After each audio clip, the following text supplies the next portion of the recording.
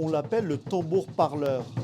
Le Djidji Ayokwe est un des symboles de la culture des Ébriers, un des peuples de Côte d'Ivoire.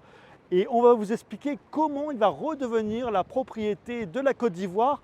Tout se joue dans ce bâtiment derrière moi, le Sénat français. Les parlementaires vont voter une nouvelle loi pour permettre à la Côte d'Ivoire d'être à nouveau propriétaire du tambour parleur. Pour l'instant, il est exposé au musée des civilisations à Abidjan. Mais ce n'est qu'un prêt. Le tambour parleur appartient toujours à la France.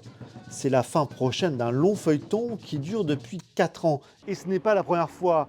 La restitution des trésors d'Abomey au Bénin, qui appartenait justement au musée du Quai Branly, aura duré plus de 5 ans.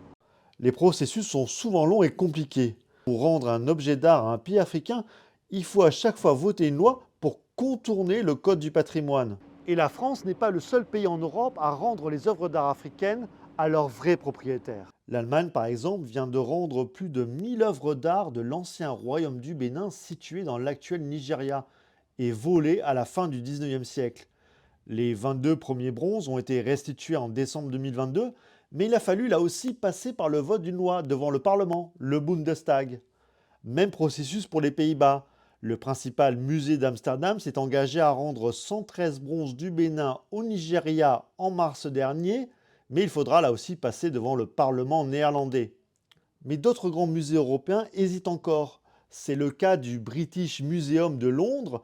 Il refuse de restituer une partie de ses bronzes du Bénin au Nigeria. Pourquoi? Il évoque une loi adoptée en 1963 qui empêche le musée de restituer ses collections.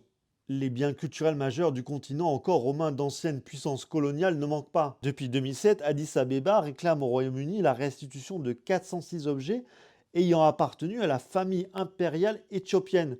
Ils ont été volés au 19e siècle par la Grande-Bretagne. Ces œuvres sont aujourd'hui aux mains de collectionneurs privés et d'institutions publiques britanniques. L'Éthiopie réclame toujours ces œuvres en vain. Vous l'aurez compris, la restitution du patrimoine africain est un long processus.